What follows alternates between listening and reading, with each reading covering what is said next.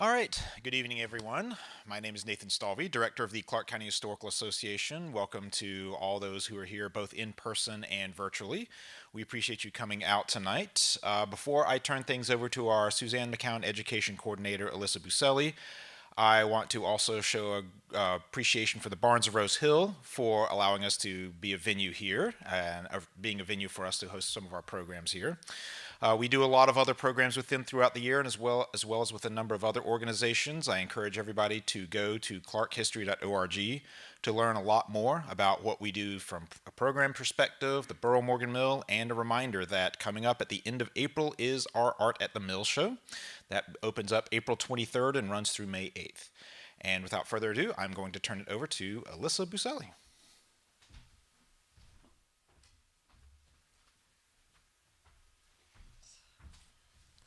Hi, everybody. As Nathan said, I am the education coordinator for CCHA. Today's talk, we have our Jennifer Parsley, who graduated with her MA in Museum Science at Texas Tech, and has spent her career working in various museums across the country, from Fort Delaware to the Alamo. She currently works as an educator in the Texas Historical Commission. As a public historian, she has developed a passion for stories and histories that are often left out of the narrative, and has given lectures on a variety of topics, from the civil rights in Denison, Texas, to the lived experiences of women in the 19th century, which brings us to our program today, which is the Fabric of America series, which this is part one. There will be an additional two following in September. So basically, she will be discussing how fashion and social culture in the 19th century and how that reflects in fashion and like women's place in society and so forth. So without further ado, I'll introduce Jennifer Parsley. Sorry.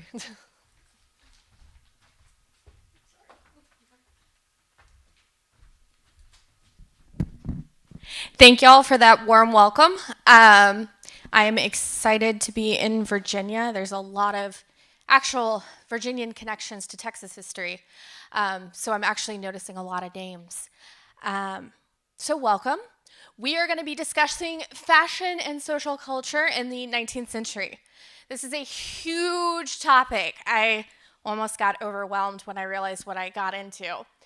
So what I decided instead is to use this as an introduction to a new way to look at the 19th century and a new way to look at American history. The way I give my talks, I am pretty interactive, so if I ask the in-person audience a question, feel free to respond. I view my lectures just as much of a conversation and a dialogue as I do a presentation. So with that, let us begin with the most fundamental question. What is fashion? What stories do fashion allow us to uncover? And how do we look for those stories? And I felt the best way to kind of start with this is this wonderful print from the 1820s. Anyone in the audience, is there anything you guys notice? She's very disapproving, the woman off with the bag. What else do we notice? Someone's wearing a skirt and a blouse, as opposed to a dress. Ah, it's a skirt and a blouse. I actually think that is an apron, because if you look at her waist, you'll actually notice a tie. Now, what I love about this is it is a caricature of a jealous mistress with her servant. And the jealous mistress, who is this old cantankerous woman, is looking very jealously at her very pretty, very high fashion servant. And I feel like this says a lot about fashion. It says a lot about who you are as a person and about identity. But it also pulls out a thread of American history, which is Americans have always loved to be very well dressed.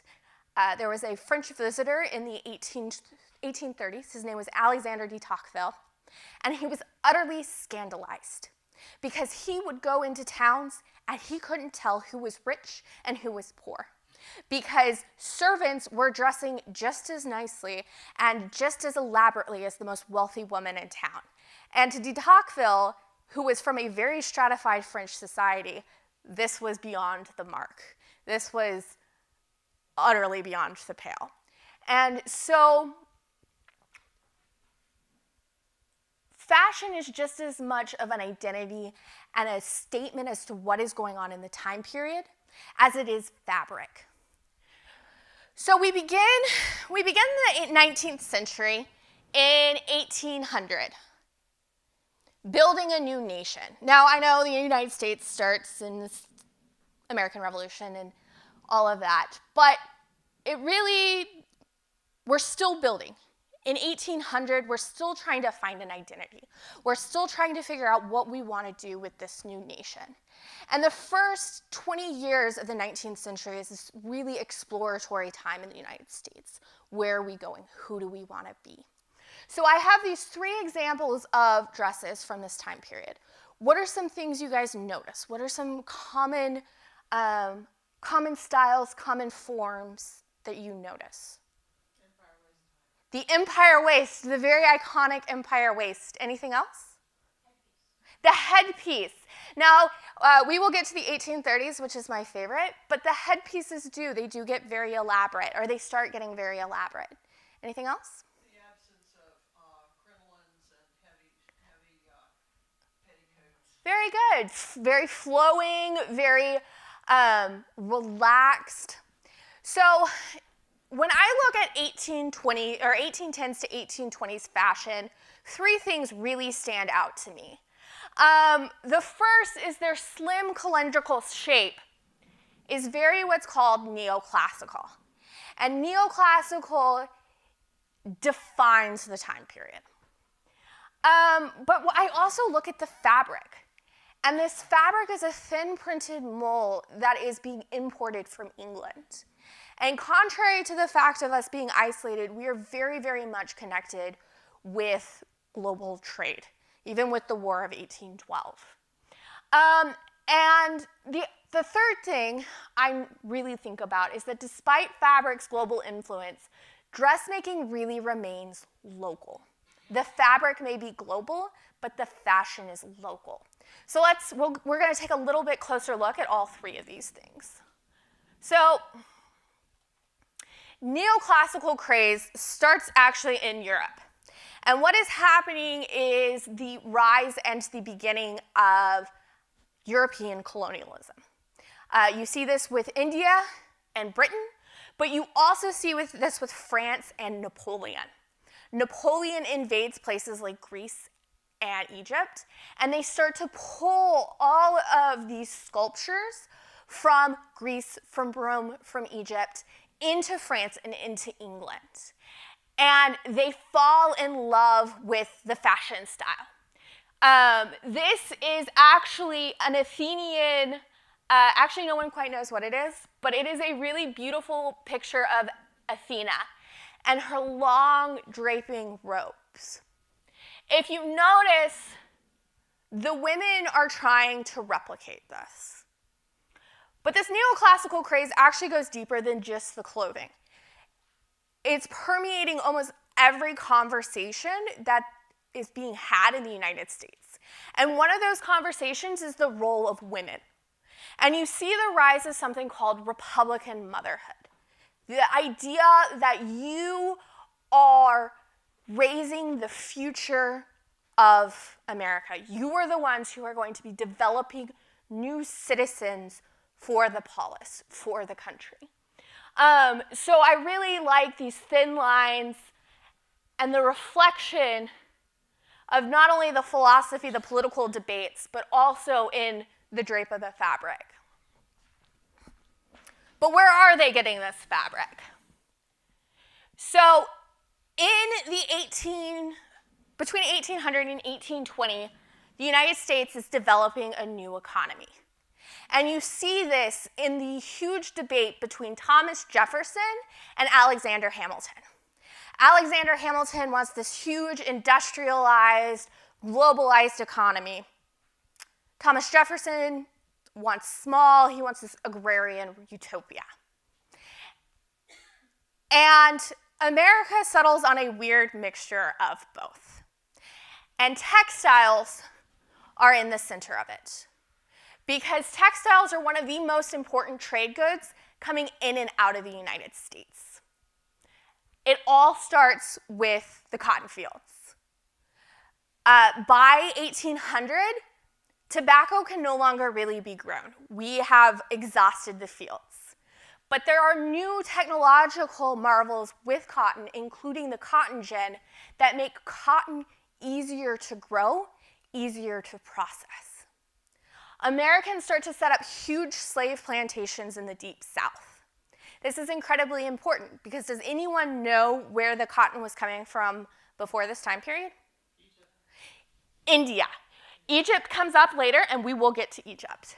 But it's mostly coming from India. You're mostly having to import it from India.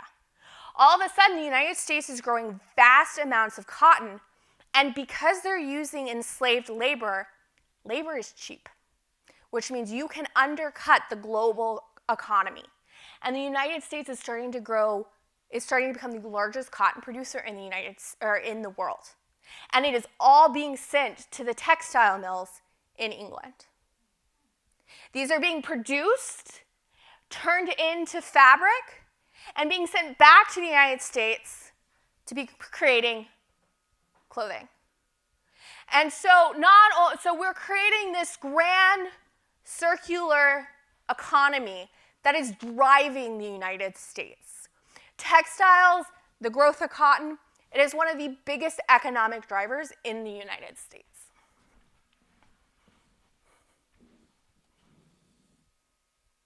But in the 1800s, 1810, or like 1800 to 1820, it is still highly local. There is no way for you to mass produce women's clothing. It's too tricky. They're starting to kind of figure out how to mass produce men's clothing, but men's clothing is all squares. You don't have to worry about all the awkward curves and lumps and bumps that women care about. Men have them, but they don't care about them as much. Well, they do, but not in fashion.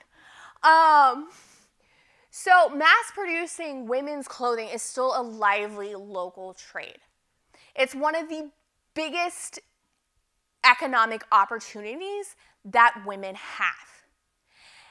Textile production by the 1800s is almost solely a field for women.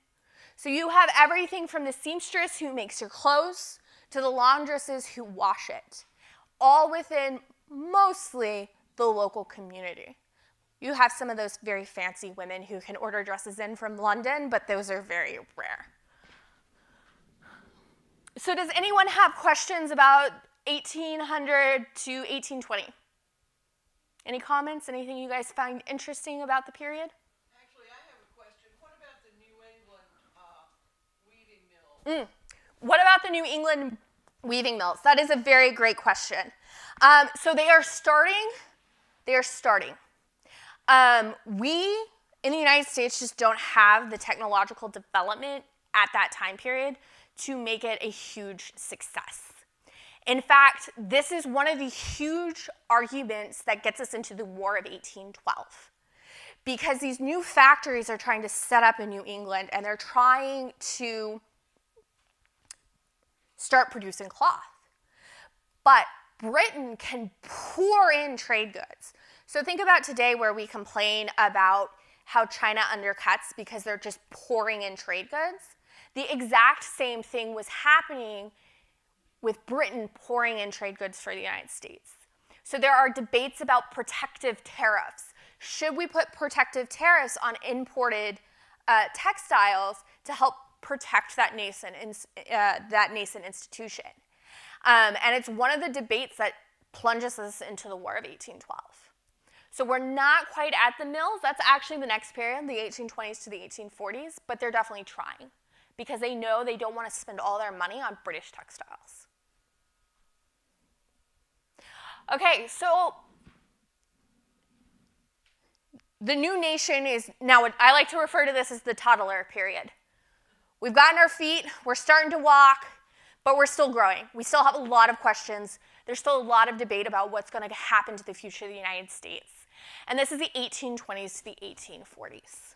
This is also, I am unapologetic. This is my favorite time period. What do y'all notice about the fashion? It is very elaborate. Yes.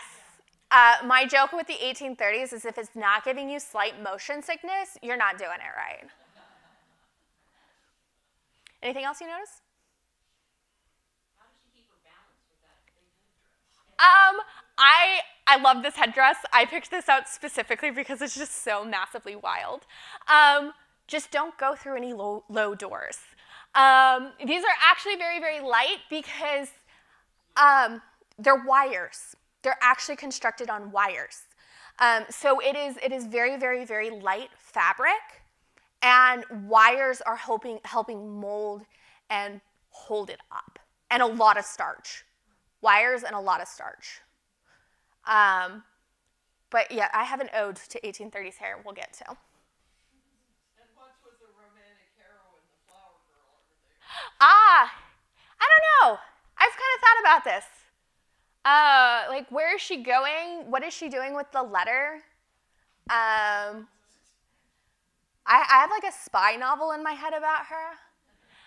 But what I love about her fashion is really the graceful cut of that sleeve.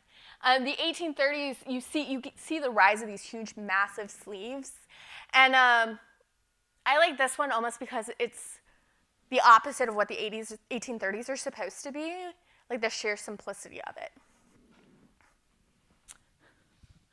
So during this time period, 3 huge trends pop out to me.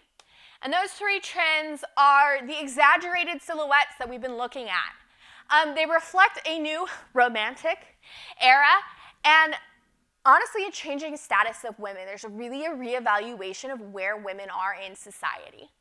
We're going to do an ode to 1830s hair because it's my love. But you're also seeing an explosion. American expansion west is being driven by a booming demand for cotton. And rapid technological change is expanding textiles Americans have access to.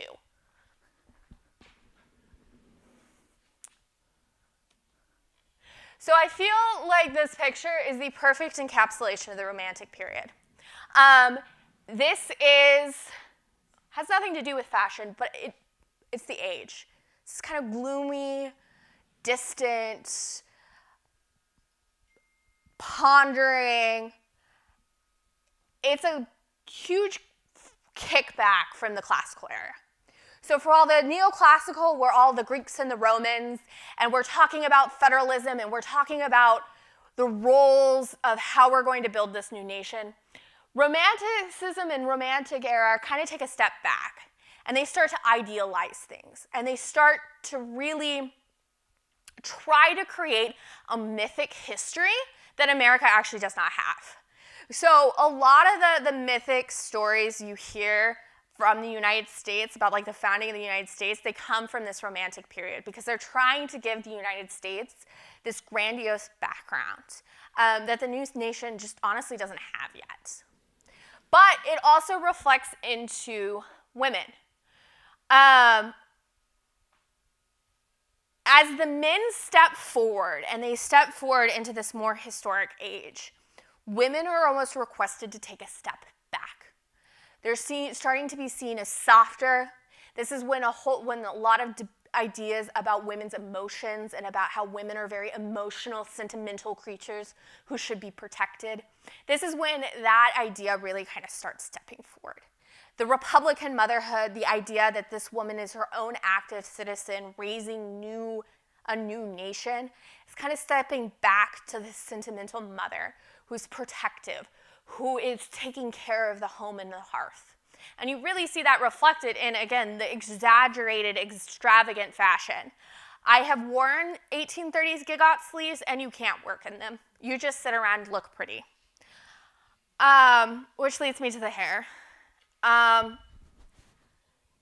In the 1830s, the bigger the hair, the closer to God. Truly, this is the era. You cannot get too big, too extravagant, too wild. I don't have much to say about it other than just admire. for a minute. But you can see this woman, you can see she also has kind of that wired cap thing going on.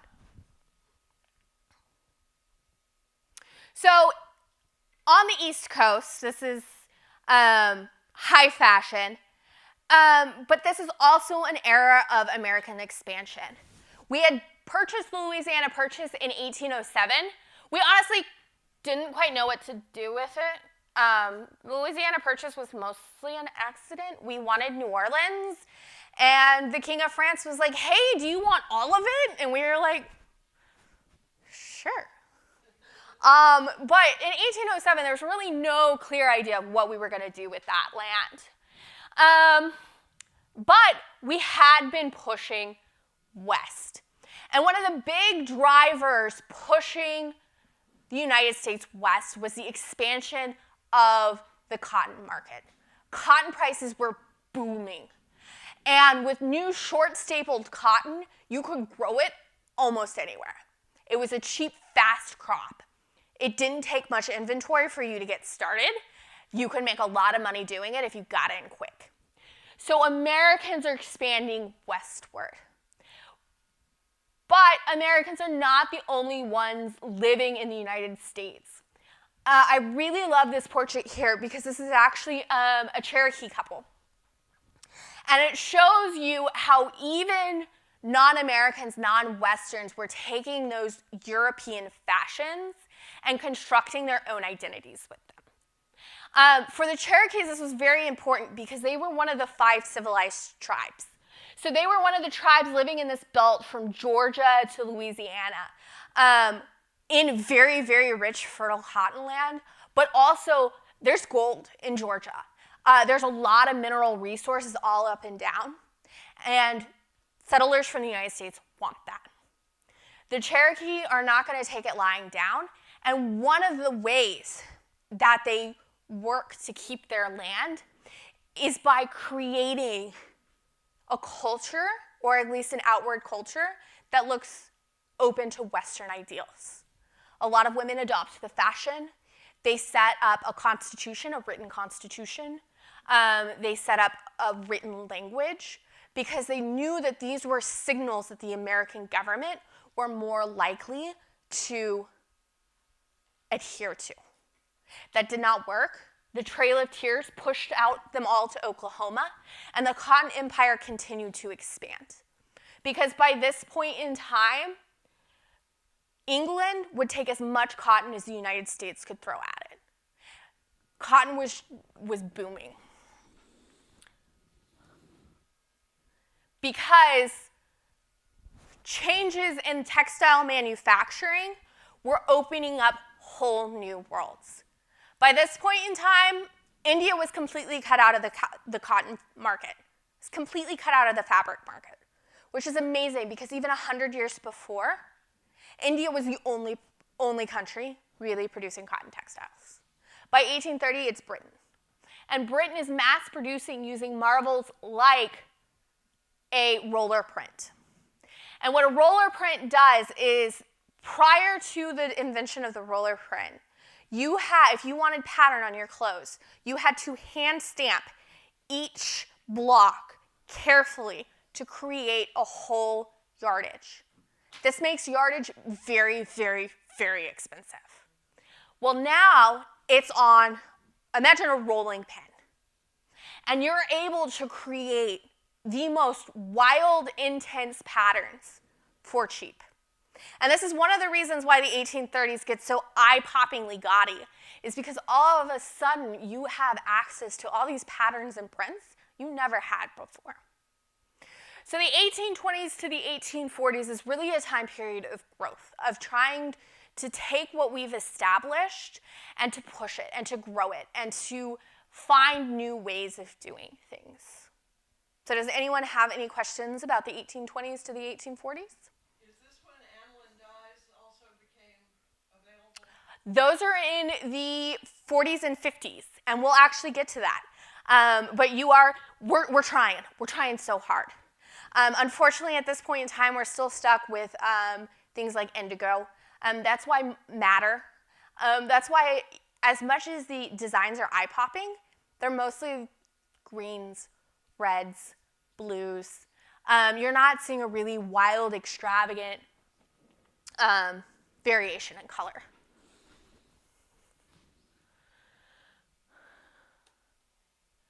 So the 1840s to the 1860s, I feel like the best analogy for this is the wild teenage years where we're testing some things out and some of it just doesn't quite work.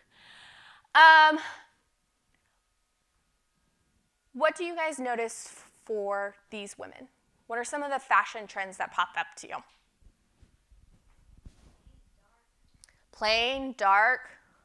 Drop shoulder. The drop shoulders. That is actually a very huge indicator. Anything else? Not everyone is wearing anything on their head. Yes, we have realized our 1830s mistake, and we've decided to quietly ignore it. It's much like the mullet, although I have noticed the mullet is making a comeback. And this is really kind of mimicking the sober, weird time that the 1840s to 1860s is. Women's public lives become very restrained. In England, Queen Victoria is crowned in 1836, and this is the beginning of the Victorian time period. Now, in America, it's not quite the Victorian time period. I actually get really irritated when people are like, oh, it's the Victorian time period. But these ideals do cross the ocean. And these ideals of what a proper middle-class life should be like really begins to constrain roles that women can play in society. The 1840s to the 1860s, you're seeing an explosion in clothing. Clothing the slaves is a big industry. It's big money. It's a whole cycle. And the sewing machine and the crinoline will create a fashion revolution that will impact the rest of 19th century fashion. Well, I'm surprised there's a lot of variety in fabric patterns. Mm-hmm. Because of the minimal amount of looms or whatever is making those patterns. So this is for the online audience. She asked me about the wide variety of patterns given the minimal amount of looms. That's actually not the case. So pattern design is actually a huge business, and like people will actually print out pattern books. By this point in time, the Industrial Revolution in Britain is in full swing. Where you see the limitations and constraints when it comes to patterns are two things: fashion, like what people will buy, like what their tastes are, and it's the colors. It's how can the colors be applied and what colors are available. Those are the two things that are really just limiting. But because of this, most of the time, the prints you see are florals or dots or stripes. So it's not because they didn't try. But yes, not only is Britain mass producing this stuff, and we're talking, it is millions upon millions of yardages coming out of the looms in Britain. And that's not just in Britain, because by this point in time, the factories, we were talking about the Lowell girls, the mill systems, they're really starting to kick into gear in the United States, and those are also producing large quantities of fabric.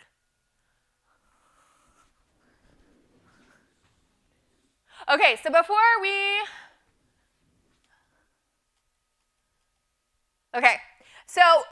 we go on to the next slide, this is absolutely one of my favorite dresses I want to show today.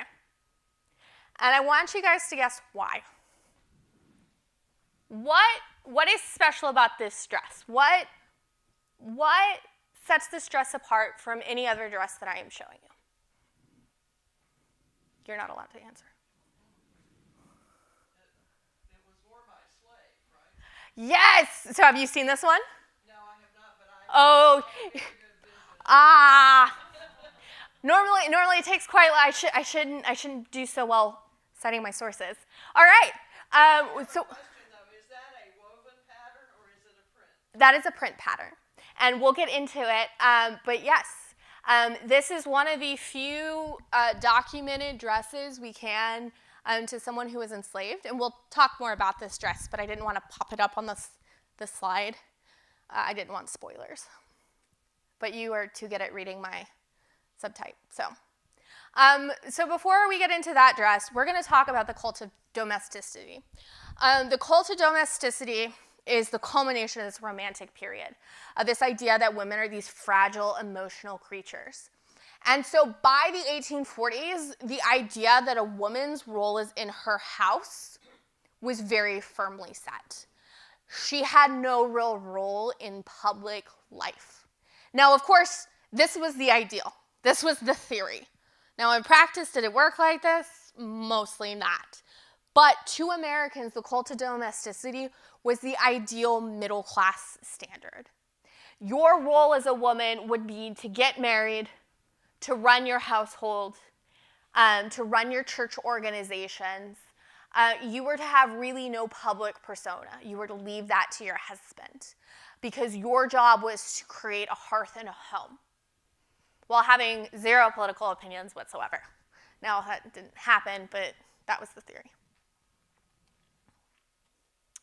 So yes, so about this dress, we think from what I was reading, this dress is held by the National Museum of African American History. We think it was a Sunday dress. We think it was a Sunday best dress. It is printed. It is a printed mole. And what I love about it is that even the enslaved were using fashion to define themselves and to create an identity when they could. This was probably not material provided by their owner. What this probably was is that they worked extra hours, they worked to find extra money, and then they made this dress specifically to go to Sunday worship and to be with their, as much as they could, their family, their friends, to create this identity of being as well dressed as they could. But clothing slaves was a big business, and it was also very circular. So the slaves were growing cotton in the fields. They would send them to the mills. Osnaburg would come back. It's this very, very cheap fabric. They would be administered, it depended on who owned them. And you would only get a certain amount of fabric. But it was huge business. They had entire factories set up to supply slave owners with cloth and cotton for their slaves. But it was also a way to identify people. Every time you read runaway ads, they always talk about the clothing they wear. It's very much tied into their identity, and it is tied into ownership. So that is one of my favorite dresses. But we're also seeing a fashion revolution. This ties together a lot of the questions you've been asking, because a lot of the developments in from the 1800s to the 1840s that we have blasted past, because I only have so much time to tell you, all pulled together in the 1840s to the 1850s. The three big inventions, the first is the sewing machine. It cannot be stressed enough how revolutionary the sewing machine is to fashion, and how much it changes and how much it opens the door to our modern mass-produced clothing. Was the sewing machine available price-wise to your middle-class woman, or were they for industry? So both. And actually, this is one of the brilliancies of the sewing machine. And this is something I'll get into a little bit later, but the sewing machine is one of the first things you see. They get smart. So companies realize that the sewing machine on its own is too expensive. So think of this like a $3,000, $4,000 purchase. Like you're like, oh, like it sounds nice, but like I'm not gonna do $3,000, $4,000 purchase. And they're like, no, it's okay. You can do it on monthly installment plans. It'll only be $50 a month. You know, for them, like, you know, $5, $6 a month, you can pay it off. Or, oh, no, it's okay. You can start a clothing circle. So why don't you pool your money with your neighbors and you can buy a sewing machine? So in the 1840s, it was mostly industrial, but the sewing machine is one of the first items, quite honestly, that marketers are looking at women and saying, we have an untapped market. We can sell, and we can sell a lot of them, if only we can figure out how to convince them to pay for it. And so in the 1840s, it's still a very new technology. People are still figuring it out. It's very much a just radical piece. Like one of my favorite stories about the invention of the sewing machine is that one prototype in the 1830s. It's developed by a Frenchman, and he sets up a factory for it. And this is the French tailors in town actually go to his workshop and burn it down because they realize that thing is going to put them out of a job. So he doesn't get the message. He tries to build it a second time. They burn it down a second time. And they actually run him out, and he has to go to England because the people who rely on, like, going back to what we were talking about in 1800 to 1820, this is still a local activity. You have your seamstress, you have your tailors. They're all recognizing the writing on the wall with those. So the second big thing that shows up is sprung steel. And this allows the creation of the crinoline, of the hoop skirt, of the very iconic 1860s fashion that we will see.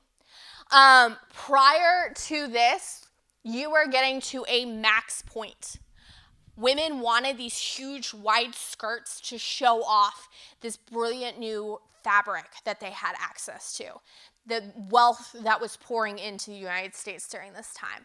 They wanted these very large belt skirts to show off the fabric. Well, your fabric can only get so wide before you can't support the weight of it. It's very, very heavy because you're wearing 4, 5, 6 petticoats underneath. You're having to wear things like horsehair. One of my favorite examples that I found was actually rubber. They had rubber hems that they would inflate. I was impressed. I was like, I have serious, deep questions about this, but I don't have time to research more. Otherwise, I would have had pictures. But with sprung steel, which can be molded and shaped, this allows you to get rid of all those layers. It allows you to get rid of all these heavy, heavy, complex underpinnings. But it also allows you to play with structure and form and do all sorts of magical things. So you have the sewing machine, the crinoline, and then you have what we were discussing, aniline dye. It actually was completely accidental. There was this 19-year-old chemist. He was doing some experimentation, and he accidentally invented a new fashion craze. Because this mauve, this purple color, you can't get this in nature. So every woman wanted it. They wanted the cool, new, amazing. And so for a while, there is just a mauve trend. And at least for modern eyes, I'm like, okay, maybe almost as bad as the 1830s hair, but you know, it is new, and it's fancy. But these three trends, the sewing machine, the crinoline, and these fantastic new chemical colors, they are going to create and set the stage for the second half of 19th century fashion. And that is when we get to the 1860s to the 1880s. Now, does anyone have questions about the 1840s to the 60s? Did women on the frontier wear those clothes? Yes, yes. Okay, so I can actually say this with quite certainty because I am from Texas. And so Texas was settled roughly 1825 to 1845. And absolutely. Sometimes they struggled because they couldn't get the supplies. But it's really funny when you look at, especially like frontier stores, how quickly they're starting to pull in fabric, how quickly the dress trimmings come in. Like it is, women want to be fashionable because it is a mark of station. It is a mark of respectability. You want to dress as best you can because that's a sign and a symbol of your success. So you actually see women following the fashion as close as they possibly can, if they can afford it and if they have access to it. I read it was difficult for women to sit in that. I mean, they sat on the edges. They couldn't sit back because of the wideness of their skirt, or they couldn't have armchairs because they needed room for the skirt, the crinoline. Yes, but it was actually, so I'm a living historian, and so I wear this stuff sometimes. It's a thing. Actually, I was running around this morning in an 1830s corset, and it changes the way you move, but not in an uncomfortable way, especially if your undergarments are well-fitting. They're just, you get used to it. You know how to move. But it does change the way you move. So a chair you're not going to sit kind of lean back like a lot of you are because it's not the crinoline. It's going to be the corset. You can't do that. You have basically a wooden busk, a wooden or a metal busk going up, and a lot of it is boned. So you're not this and this are not movements you can make. But at the same time, think about today's fashion, where today's fashion is very solely dependent on how you look.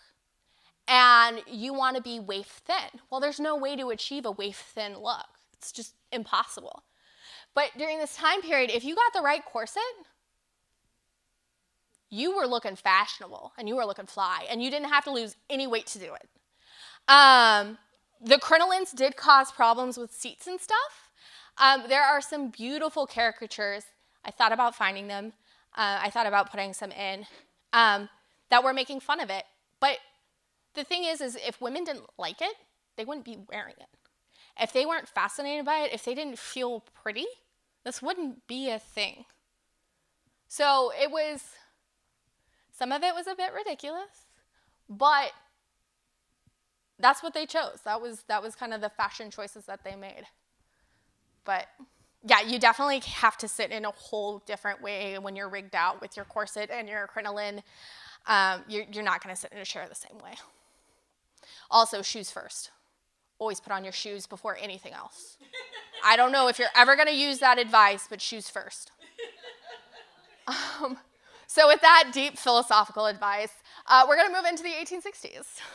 Where war waits for no woman. So the Civil War may be raging on in the men's world, but for women and for fashion, time did not stop. In fact, women's fashion went through some of the most dramatic changes during this time period. And you can see, I tried to find as best as possible. This is in early 1860s. This is about 1869, 1870. And this is about 1880. So what do we notice going on here? Changing the silhouette. It is dramatic. But I've always admired the sculpted. The silhouette changes, but it's all just this very sculpted form. Is there more of a waist? Yeah. Is it dropping? Yeah, you can actually see it here. There's a Princess Anne style that actually goes almost to your hips. Anything else we notice? The bustle is for the beginnings of a bustle. We are in the beginning of the bustle. We'll get to like the true bustle butt in a bit, but yes, we are starting to see the beginning of the bustle. So the 1860s to the 1880s, it's a wildly dramatic, transformative time period in the United States. Arguably one of the biggest, if not the biggest, not only cultural, political, economic, really by the end of the 1880s, it's a whole new world. From a fashion standpoint, the two things that I really pick out is that mass production comes into its own. We've been flirting with it, we've been looking at it, we've been thinking about it, but it's the 1860s to the 1880s that they're really working and figuring out how to mass produce clothing. But we're also hand in hand with the rise of consumerism. So we're starting to see modern consumerism, modern advertising, modern changes of fashion in order to create a market. And so the rise of consumerism, actually we're going to talk about mass production first. So what happens when war happens? Production goes to the war effort. Not only does production go to the war effort, but it's a very innovative time period. And if you have to clothe thousands upon thousands upon thousands of soldiers, are you going to get good at it? You're going to get very good at it. But you're also going to figure out how to do standard sizing. And standard sizing is one of the biggest, trickiest things, especially with women's clothing. And this is one of the roadblocks to mass production of women's clothing. Prior to the Civil War, they couldn't figure out how to standardize women's clothing. They just couldn't. Men's clothing was kind of standardized. It was like small, medium, and large. And you hoped you had a wife at home to tailor it. That's kind of how men's mass production worked. But in the 1860s, 1870s, there are starting to become systematic methods that are produced that allow small manufacturers to start producing women's clothing on a mass scale. And this is going hand in hand with the rise of mass consumerism. So the Civil War ends, and the United States basically has to build itself up from the ground. And one of the things they invest in is railroads. Railroads are transformative. Can anyone think why a railroad would be such a big issue, such a big deal? It moves things faster, exactly. It moves things faster. It's also more reliable. You can send more. A railroad allows you to send more than you could ever send on a horse and buggy.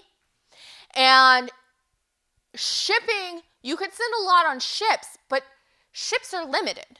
Ships can only go where there is water. And there's quite a bit of the United States, if you look at a map, it's not connected to water. And so railroads allow you to all of a sudden ship huge, huge quantities of goods. So you have all of the mass production that the Civil War has been driving. It's much like the end of World War II. Think about the end of World War II.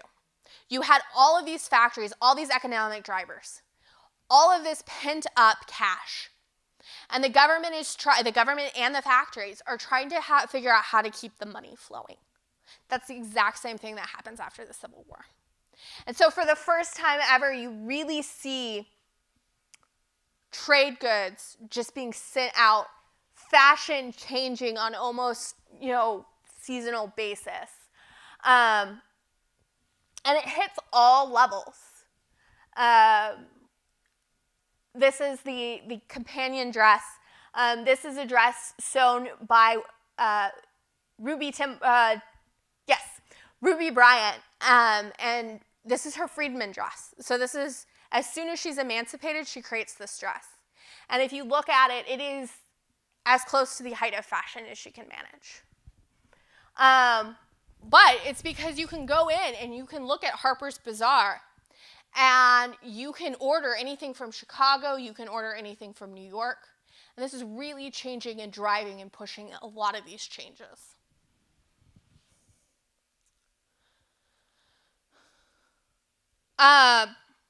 So that was kind of a quick, I'm going to be honest though, 1860s to 1880s is kind of my weak spot. But does anyone have any questions about it? Yes? So now that there's mass production, obviously there's a demand for more material. Uh-huh.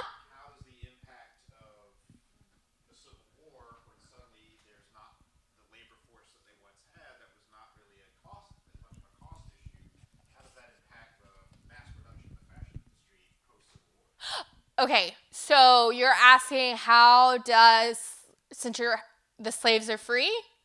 Okay. This is an excellent question because this brings up Egypt. So what happens is there is a really huge shift and realignment of where cotton is coming from because we're not in a vacuum. So it's supply and demand. So Britain factories no longer are able to get goods, cotton from the United States. So they just go find other places. And so India begins producing cotton again. Egypt begins producing cotton.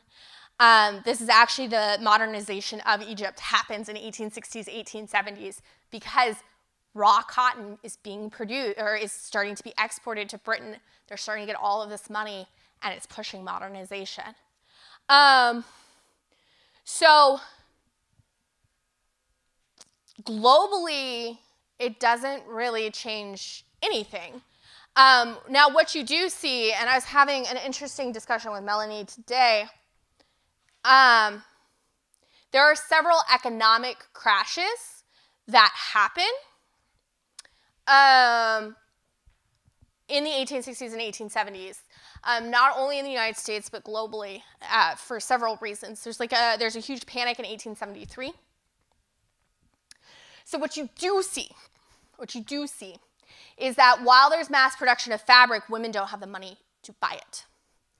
And that is one of the reasons why you see that is 1860.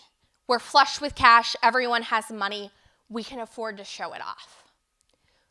This is the 1880. We've had the Civil War, we've had Reconstruction, we've had multiple depressions. The thinner silhouette takes less fabric. You can make up for less fabric with the decorations. So you're seeing, one of the reasons you're seeing such a dramatic change in the fashion is because the pre-war prosperity, you can't afford that.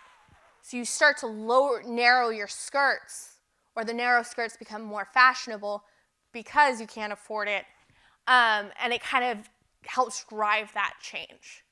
So I think long story short, or long answer short, it's less on the production side, more on the consumer side, and more on the choices of what consumers are making and how consumers are making those clothing. I hope that was a good answer. So we get to the turn of the century. We get to the 1880s to the 1900s. The modern 20th century is almost near. What are some of the things that we're seeing? The bustle. You really like the bustle. We also have natural form here. And I find that's interesting because we get rid of the bustle for a bit, and then it makes it like a little bit of a comeback, and then we're like, oh, that was a bad idea.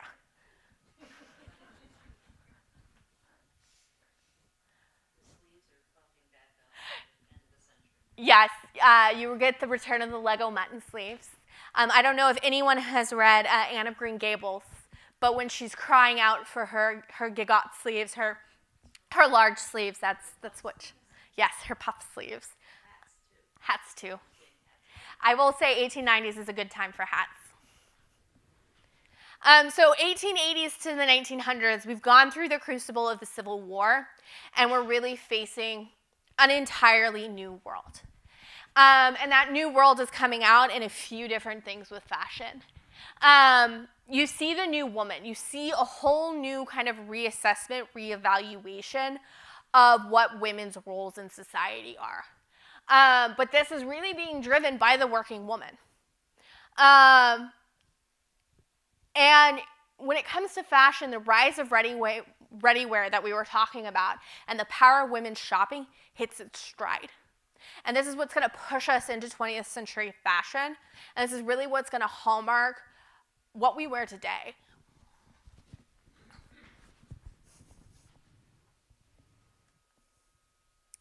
So there's a huge debate about where women's role in society. We're completely reanalyzing it.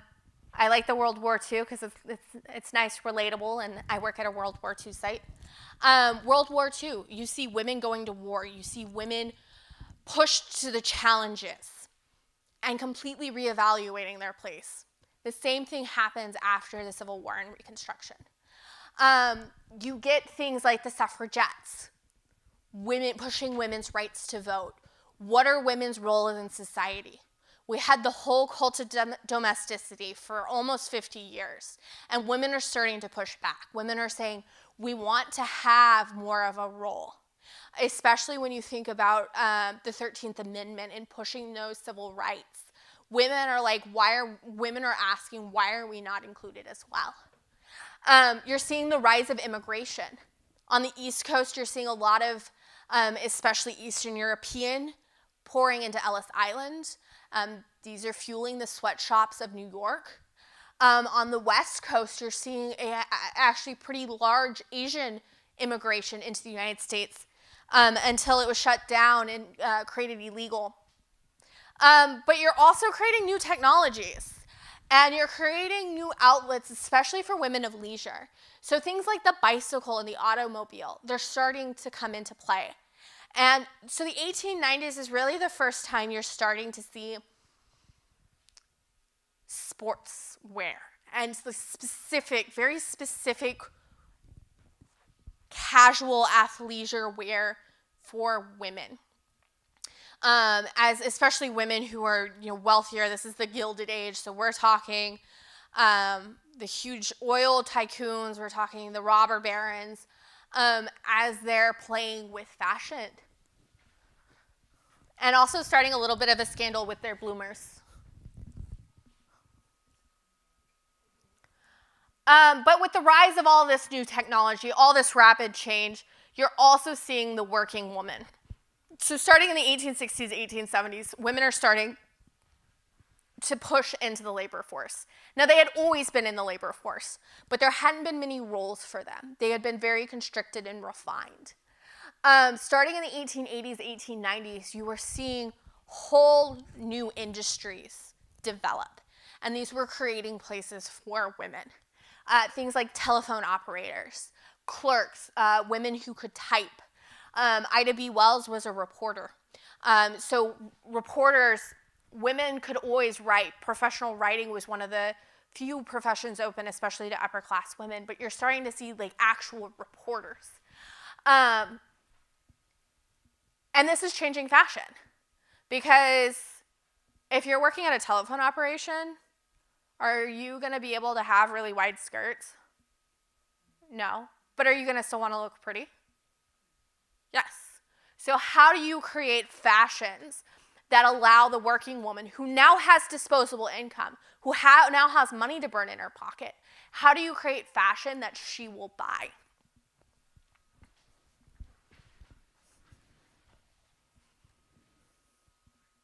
And this is a question that companies rose up to, because you are starting to see the first retail department stores where women could go in, and retail department stores were specifically designed for women. Women were the key marketing, because cult of domesticity, who was in charge of shopping? Who was in charge of making all those decisions for the home? The woman. So who's going to be going to the department store? Not the guy. I mean, to this day, you tell my dad to go buy a pair of pants, and I think my dad would panic. I don't think my dad knows what his size is. So you're seeing a shift of ready-made clothes. You're seeing what we consider modern fashion, modern shopping. So that was a very quick intro to the 1880s to the 1900s. Do you have any questions about that? Okay. I have a question. Yes. They wore a lot of that, it looked like white clothing. Washing machines weren't around yet? So that's an excellent question. So white is actually one of the easiest things to wash. And that's why a lot of your underpinnings will be white, because you can boil them. And so white is basically just bleached out. So you can boil them into submission. You can also use something called bluing. And what that is, I don't know if you've ever had something that's white and then all of a sudden it kind of takes a yellowish tinge. You can put a little bit of bluing in it, and it will actually help, by optical illusion, make things look brighter and whiter. Now that's for your underpinnings, but the underpinnings are critically important because they're not washing their clothes as often as we are. Your outer garments are not intended to be washed after every use. Because you wear all your underpinnings, you wear a shift, you wear petticoats, all of those are picked up. All of those can be boiled and laundered very easily. And then your outer garments are not washed as regularly. What it also is a sign of prestige. So not so much during this time period, like the 1880s, 1890s, but if you can afford to wear something white like this, are you doing your own laundry? Absolutely not. And so especially with outerwear, especially the earlier you get, white is prestige because you're not doing your own laundry. And that's a sign. Like, you are living a life of luxury. You can afford to have someone else do your laundry for you. Whereas if you're wearing something like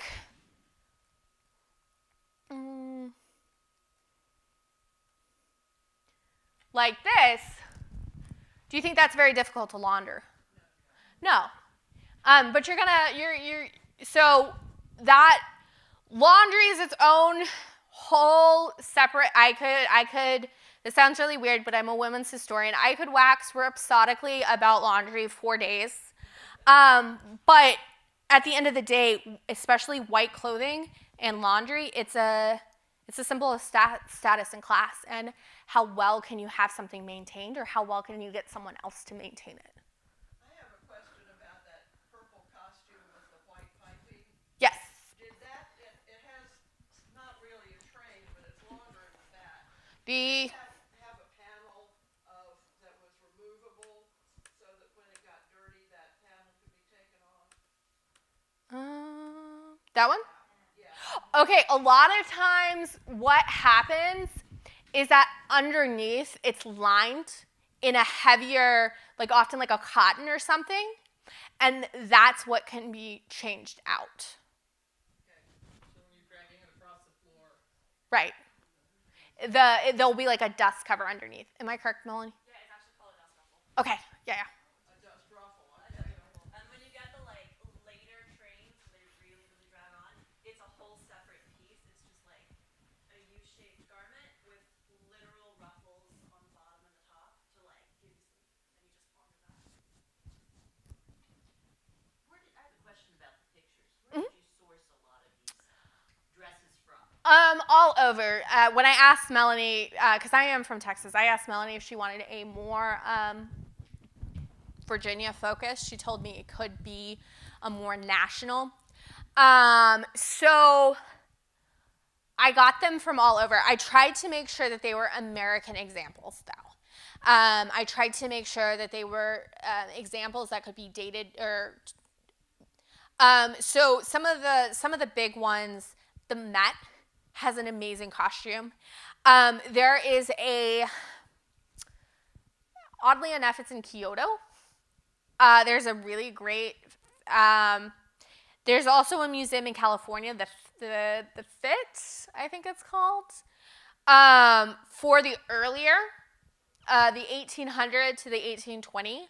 DAR, the Daughters of the American Revolution, actually had a marvelous exhibit a few years back called The Agreeable Tyrant, and talking about specifically American fashion from about 1780 to 1820, and I used images from that.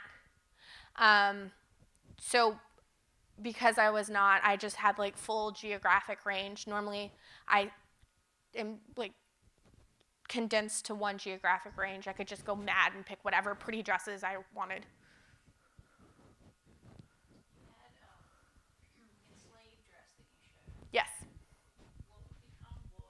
But all the other dresses were very flamboyant and very elaborate. So am I walking around?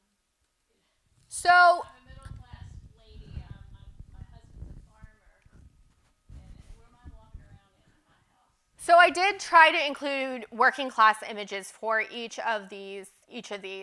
So for the 1890, the woman on the right is actually pretty standard middle class.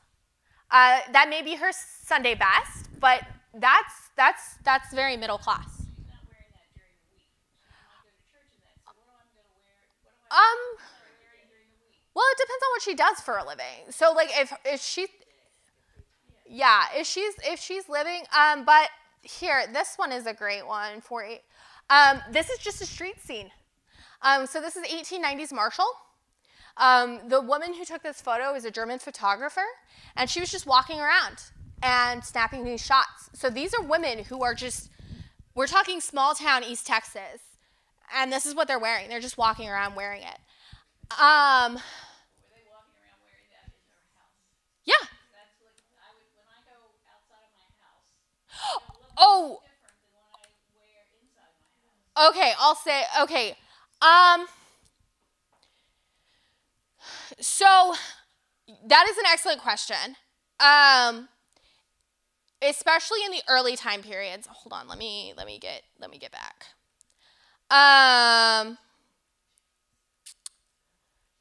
So like this, yes, this would be something.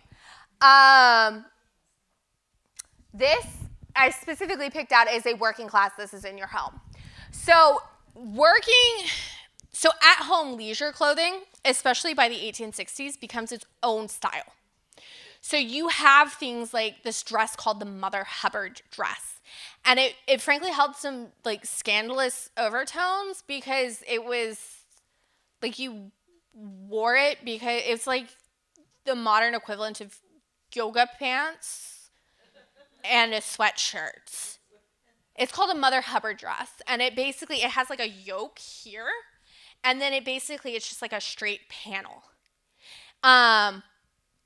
And so starting about 1860, women, especially middle class women, could start to afford to differentiate, to have at home and outside clothes.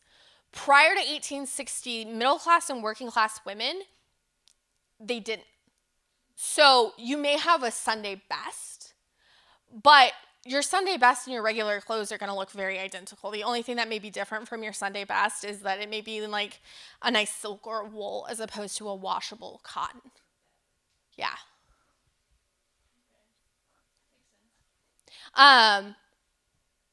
It seems really crazy to us today, but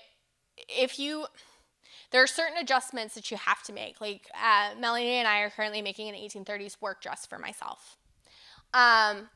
And it's something that I would wear working as a laundress, as someone who is doing heavy manual labor all day.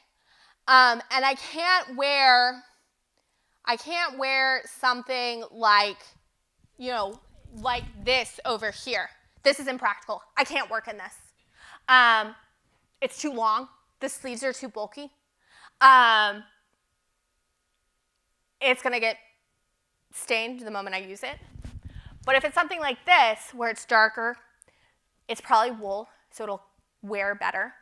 The sleeves are still trying to kind of have a fashionable shape, but I can work in them. So you're just gonna adjust, and you're just gonna kind of tone it down, but you're still gonna be wearing the same kind of style. How did they accommodate pregnancy? Ooh, good question. So I think I took it out. I'm almost mad at myself. I did. So it depends on the time period. So you're talking Regency, and you're talking those really nice high. You didn't do anything because the waistline is so high. Your stomach would just kind of, and it would just. Now you do see prints. They're satirical, but they are making fun of the fact that like the front of your gown will slowly start to rise because the excess stomach. You will also get for the 1830s. I've actually seen drawstring, where the waistband is actually a drawstring, and you can kind of slowly loosen it over time. After the 1860s, you saw how form-fitted that was. So that's when you kind of start seeing those like Mother Hubbard gowns being used, especially when you're going through pregnancy. The other big one that's kind of a roaring debate that not many people have answers to is breastfeeding. Like, how do you breastfeed in something like this? A lot of the answer is wet nurse if you're rich enough. If you are rich enough. The other thing is like front closing bodices. I had a really cool 1840s that I took off because I was going in a different direction. But do you see how it kind of has like a paraline over it, like a little shawl thing over it? So it had that more simplistic because it was a more working class dress. But what happened is if you pulled the flaps up, there was actually slits. So you could just pull things out, feed the baby, put everything back in, pull the paraline back over, everything's covered, the baby's fed, you're still looking very fashionable. So, But did not upper class women still try and corset themselves in? no. No? There were a few, but there are, especially by the 1880s, 1890s, like specific maternity corsets. They're really cool. Like some of them even have like little elastic bands that, and so the thing about corsets is corsets are not bad. Corsets are back support. Most women did not tight lace. That's not something they did. I'm bringing this up a lot, but it's just because I have practical knowledge and experience, and I was doing it this morning. Again, I was wandering around in a corset this morning. I was not tight-laced at all. I was like very comfortably 2 inches from my regular measured waist. And that is an 1830s, that is not waist reduction at all. Where can I get a corset? If you talk to me later, I will give you some fabulous examples. But again, if the women didn't find them comforting, if they didn't find them comfortable and didn't think that they were working, they wouldn't have worn them. And so when you look at a lot. To tailor off of that, there was, I can't remember her name now, but there was a living historian who was pregnant who did, I want to say 1860s, and she blogged about her experience. She wore a maternity corset. And the trick is, we think that it's going to be restricting around the stomach. It's actually tailored to bent on the sides, like Jennifer said, with the elastic bits. So as your stomach expands, the front comes out, and the support stays in the back. So like a lot of modern women wear the like athletic tape over their stomachs to kind of help. That was the period version of athletic tape. That's nice. Yeah. What do they wear to bed? So again, depends on the time period because as you get closer and closer to the modern period, going back to the mass production and stuff, you're getting more and more options. In the early 1800s, it was either nothing, or there was a undergarment called a chemise, and it looked like basically like a t-shirt dress. You would just wear a chemise. As you kind of progressed, you were starting to see nightgowns and things like that. So by 1890, women are going to bed in like nightgowns. They also have something called wrappers, which are like the robes that we would wear. Yes? I don't know if this is the right time in your program to bring it up, but we have brought a skirt Oh, that what? we would like to show you. Sure. Sure. See if you would like to comment on it. I can totally do that. Like I can't tell you if my comment will be groundbreaking, but Well, it will be for us because we don't really know much about this skirt. all right, I may call Melanie up because Melanie is a little bit better at later. Historian, which is why we're really good friends. Right. Yes, that's why she's talking. Is that the archivist for the Clark County Museum is. So let me see. What are we looking at? It's voluminous. It is voluminous. Ooh. And it has Ooh. both hand and machine sewing on it. Ooh. Okay, Melanie, I'm definitely gonna get you to come up here and. So we're looking at a cool like, for the. That almost looks like it's been changed. There's a lining in it, and now there's a big chunk of the lining that someone deliberately cut out, not us. Like it almost looks like it's altered. Polished cotton on the inside. Yeah. So it's polished cotton on the inside. I was thinking. That's interesting. See, the silk is I think it's silk, but there's the blue part and then there's the floral part, but it's all woven of a piece. Yeah. So it's not two fabrics. No.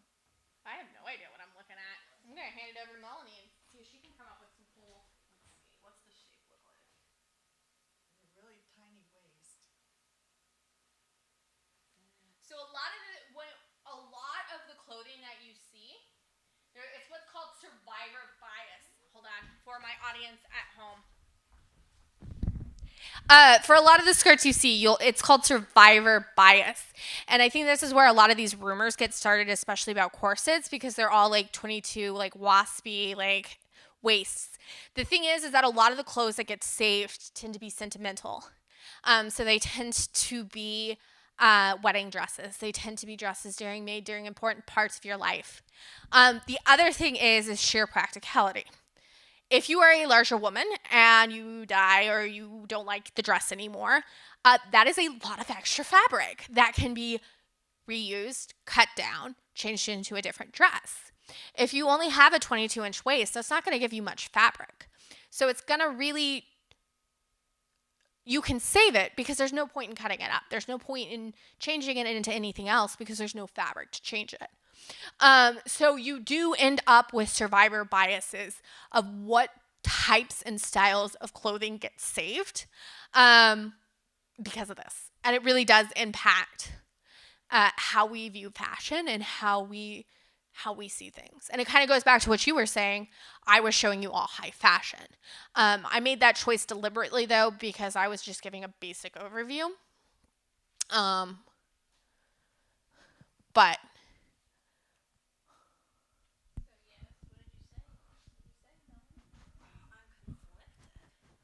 so we have confliction. So for the audience at home, they may not come up with a solution. So while Melanie is looking, does anyone have any other questions? Any other comments?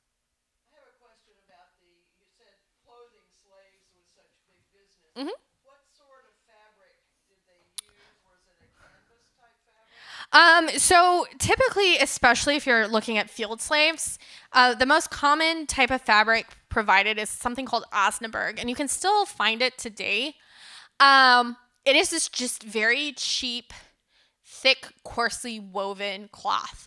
Like you can also make bags out of it. It's not high quality. It wears out very quickly. But it was the most popular if you look ledger after ledger after ledger specifically writes out Osnaburg fabric in large bulk quantities. I was actually, I can't remember who it was, but I was looking at some ledgers at the Clark County Museum from one of the plantation owners, and he regularly, there was large notations for Osnaburg fabric that he was purchasing. And would they be sewn on the plantation? Yes. So either, okay, so there were a few different things that could happen. Each region operates differently, each plantation operates differently, but kind of some of the general trends you see is slave clothing is some of the first mass-produced clothing because they're not worried about tailoring, they're not worried about fashion.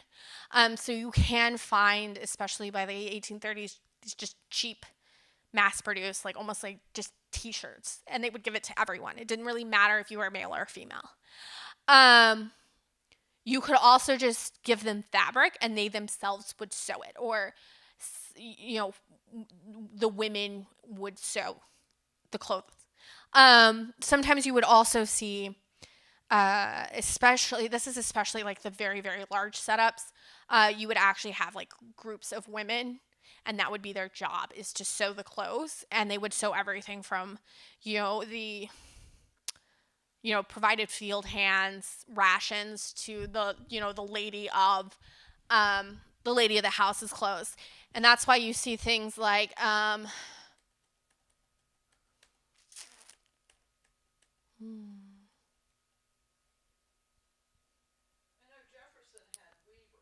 yes. So Jefferson had weavers. That was definitely by 1800. It was cheaper to import from England than it was to weave. I actually do, Melanie, remember what Thomas Jefferson was also, he had like a lot of like ideals why he had weaving. He was really into the industry part. So he had weavers. He also had like nail manufactories on his plantation. He's not really the one you should use. Right, like I respect Thomas Jefferson, and he did amazing things for this country. His plantation is a little weird because he's using it as kind of a test project. So he's doing some things to try to see if they're viable that you wouldn't see at other plantations. Well, both he and Washington wanted their plantations to be self-sufficient. Yeah. And Mount Vernon also has a weaving room. So, but if you look at this sale ad for 1805, one of the, she's being sold, and one of her selling points is that she's a good seamstress. And so that was actually a skill set, a high skill set that could be marketed. You have her, and then you have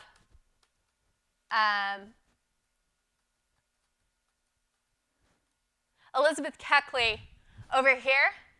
She was the dressmaker for Mary Todd Lincoln. She had also been enslaved most of her life, but she was a seamstress. And so one of the things she made was all the household goods. I was going to ask if that blue and white with the white piping was made. Yes, it was. Yes, it was, and it was made by this woman. It's one of the few with good, strong, solid connections to both Mary Todd Lincoln and Keckley. Clothing is sometimes, especially trying to figure out who sewed it, it's almost impossible most of the time to figure out unless like there is some deep tragic story attached to it. It's a lot of times it's very difficult because there's not clothing tags. So you don't really have clothing tags indicating where things were made. Yes? Now, are you familiar with the book A Midwife's Tale? Yes. So, Ulrich Thatcher? yeah, so the woman in that story, the midwife, she had daughters and daughters-in-law, and they produced, they spun and wove at home, and had like a little cottage industry going there. But I think it was mostly for their own families. Okay, so two things are going on with that. A Midwife's Tale, that is earlier. Late 1700s, because I think the woman who's doing the diary, A Midwife's Tale, which is the book she's asking about, is the diary of a midwife who served in New England for something like 50 odd years. Maine. That explains it. And so one, it's earlier time period. And that explains it. They're less, and that's why I was like, that explains it. Maine is very cut off. Maine, you don't have access to a lot of trade goods. So you are going to have to create a cottage industry. Otherwise, you're not going to have any cloth to make any clothes. And so you see that, you don't see that as much as in the South, but you also have that in New England, where when they first come in, there's not much trade, there's not much industry. So they set up a cottage industry, they're spinning and weaving everything, and then they get trade set up, the fabric starts flowing in, and it turns into either a cottage industry where you're making things like blankets, or you just stop doing it. We got any insights? They would have had to grow flax and have sheep. Yes. Yeah, it's very labor intensive. Basically, ain't nobody got time for that. Like, if you can just go to the store and buy it, you're going to go to the store and buy it. Any thoughts, observations? Okay. First, I want to know, does this have... Okay, I have thoughts. First, I want to know, does this have sentimental value to you? No. Okay. My friend Sarah gave it to me. Okay, cool. It doesn't have sentimental value to either of us. Perfect. I would have just tempered how I said this. It's synthetic. It's not old. So, and I'll come show you. Do you want to follow me and hold this? So I can like talk Was and... it made as a costume or something, do you What think? I'm assuming, it's a really good reproduction. Okay. So the reason I think it's synthetic is because when you look really, really closely at the fibers, they are, so like natural fibers don't fray. I mean, they do fray. You've got the little threads, but they don't they'll stay whole chunks, if that makes sense. You'll see the individual fiber. This is plastic, so when you look really, really closely, it's like really fuzzy, and it's not individual. I got ripped off. Which is why I'm like sitting up there squinting at it, because I'm trying to see kind of what it looks like. Yeah. Silk also, you can't get, this pattern is not historic. I would put it probably like, I don't know, maybe like 1940s through 1970s. I know it's a really wide time frame. But this is not a historic, it's woven, it's not printed. If you look super, super it is closely, woven? This is it woven. is woven. Wow. I wish I had a magnifying glass. This I can see is woven, but they're Right. And this one, if you look really, really, really closely, you can see that each color is pixelated almost. Yeah, I see that. You can see that those are individual fibers, or individual threads doing it. So you think it might have been made as a costume? I think it's a really good reproduction. The other thing that clued me in is this hem is not a historic technique. So Yeah, that is a weird hem. it's close. They do a really good job getting close. It's you would use what's called hem tape. Yeah. It absorbs moisture. It's protective. Whatever. That'll help support the stitching. Supports the stitching. This should be this wide, Oh, if it was a and real- it shouldn't real just be tacked on and folded over, Yeah. because that's gonna fold down. It's gonna rip. Another way you can tell synthetic from natural, do this in a very, very safe, yes, burn it. You can burn it. If it is natural, it will burn to ash. If it isn't, it'll just melt into plastic chunks.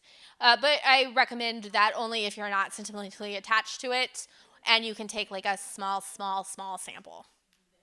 So do we have any other questions? Yes. I was just going to pick your brain, if I could, on additional reading material on women's fashion, the history of... Yeah, absolutely. Actually, we can do that after. How are we running on time? Good? Bad? Okay. We can discuss that afterwards. I can write down a few titles. Because it is a very wide range, and it really depends on what you're looking for. Because, like, I just blasted through 100 years. And each year, or each 20 years, I could have done its own talk on. And it has its own bibliography attached. So we can discuss afterwards. What about fashion magazines from 1800 through 1900? So for the online viewers, she asked about fashion magazines from 1800 to 1900. So up until the 1840s, you do not actually see American fashion magazines. Jane Austen writes about them. Yes, she does, but Jane Austen is British. So the British do have it. One of the big ones when Jane Austen is alive is called Ackerman's. And they had fashion plates, they had stories, they had embroidery patterns. And women in the United States would get them shipped in. They would get shipped in both British and French. Depending on the time period, we go back and forth whether our allegiances lie with French fashion or British fashion. I'm not even going to touch that. But until 1840, there is not a homegrown American fashion magazine. It just does not exist. So the first real homegrown American fashion magazine that we see is Goody's Lady Book. And this is revolutionary from a couple of different standpoints. Sarah Hale, the editor, is one of the most important social figures in the United States for a good solid 20, 30 years. Goody's, this is the Cosmopolitan of the 1840s, and everyone read it. As the 19th century progressed, and you see this with print culture in general, starting in the 1840s and 50s, going back to our discussion of mass production, they figured out how to print books cheap. They figured out cheaper, easier ways to create everything from fabric to paper. And so starting in the 40s and 50s, you see an explosion of literary. If you think like Charles Dickens, you're talking weekly serials in newspapers. There's also a skyrocketing literacy rate. And so starting by 1870, there are quite a few competing fashion magazines vying. And some of them still exist, like Harper's Weekly. Actually, I think Cosmopolitan. Cosmopolitan, yeah, it was an 1890s like fashion social magazine. So they were very influential, but it was not just fashion, because these discussed politics. They talked about what was going on in society. They talked about the roles of women. And so they were very influential in women's lives. You could again, whole talk on just that. But they definitely really take off in the 1880s, 1890s. Did the aesthetic movement have much influence in the U.S.?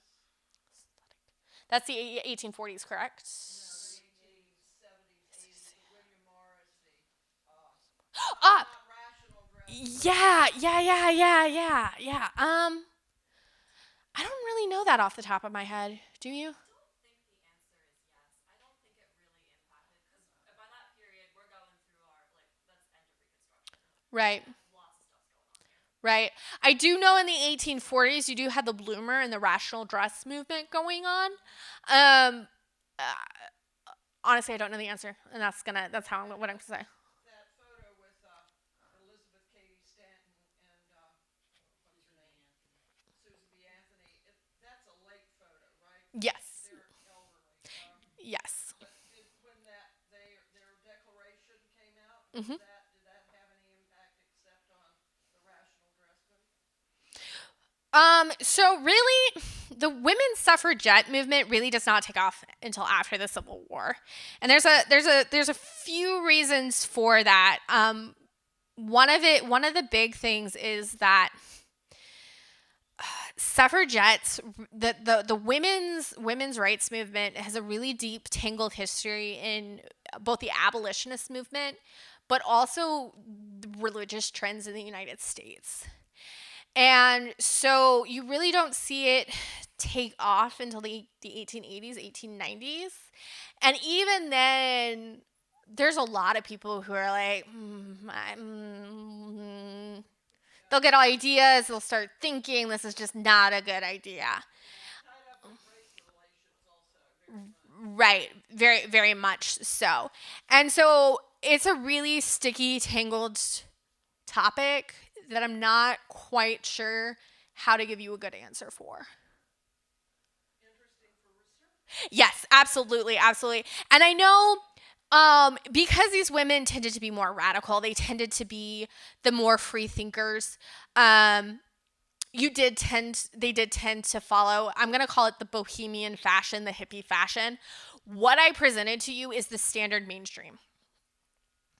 There were always undercurrents. They were always the weird fashion trends. There was always the local.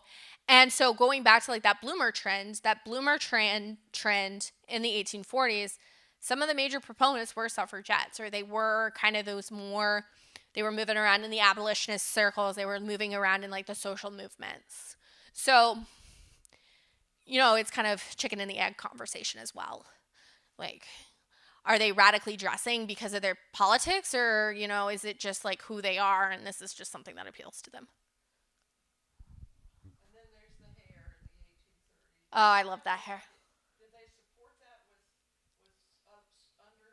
Yeah, so there's actually like whole wiring set up. Like you can get buckram forms. So like,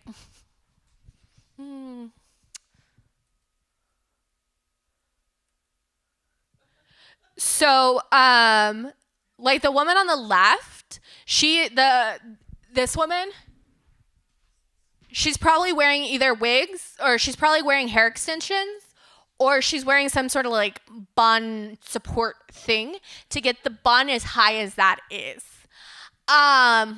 I'm sure there's a technical proper term, but I don't know what it is. Things like this are actually just like buckram forms. Like, I don't know if have you ever done much with millinery and seen those wired ribbons? So they're using wired ribbons and stuff to get that form as well. There's also just like a lot of pomade, which is the equivalent of gel for our time period. Yeah, a lot of pomade. So we're talking wigs, we're talking hair extensions, we're talking buckram, we're talking a very, very, very skilled hairdresser. All have to be involved. Like, And did it last the day after the ball? So no. As a person who's run around in these curls, like sometimes you can't even keep the curls to stay the entire day, and then you just get like sad curls, or it's like completely straight and limp and you're just trying to like keep it to curl. Yeah, they're not the easiest hairstyles to keep together. Really great for impromptu events. Yes, absolutely. Like, oh my God, I'm just gonna go shopping tonight and just throw my hair up. Yeah. No thought whatsoever in these. Any? That is September Talk will cover. So the first one is going to cover post-American Revolution, like that time, like early America. And the part 3 is going to, the modern American woman, 1900 to 1940. So for the viewers at home, she asked when the September event is, and the first event is for clothing in the 18th century, and then the last one is going to be the 20th century, kind of the modern dress. And do you think women will ever get to the point where we can go and try something on and it's standardized pretty much, or will I continue to have to go to a store and try on a petite size of I feel like you're living a dream, but we can all hope that the standardized sizing would work out. I actually have a whole rant about that, but like I'm not gonna go on it. If you want it afterwards, it's a little bit of a spicy take though, so I'm gonna cut myself off before I get myself into too much trouble. It's true. It's true. Yeah, but I think that the pandemic has given us an excellent excuse to just be comfortable all the time. Yes. And there was an article, I think, in the Washington Post about the death of the underwire bra. Yes. But I think that's an excellent example about how fashion does not exist in a vacuum.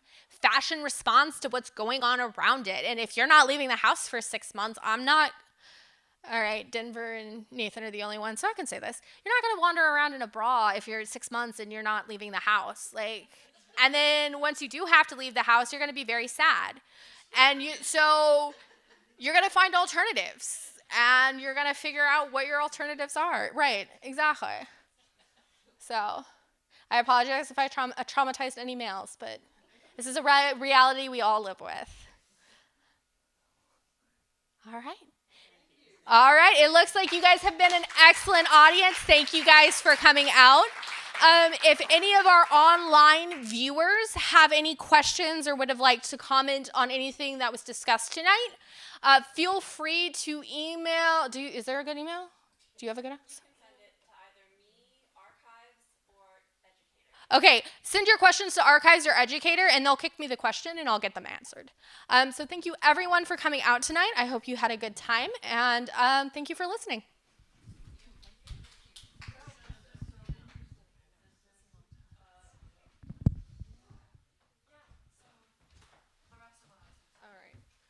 So thanks everybody for coming. Some events just, coming up. So Civil War Med will be coming up on April 9th. Material Culture of the African American Life in the Shenandoah Valley in May in the Miller School, as well as our Prohibition event in June.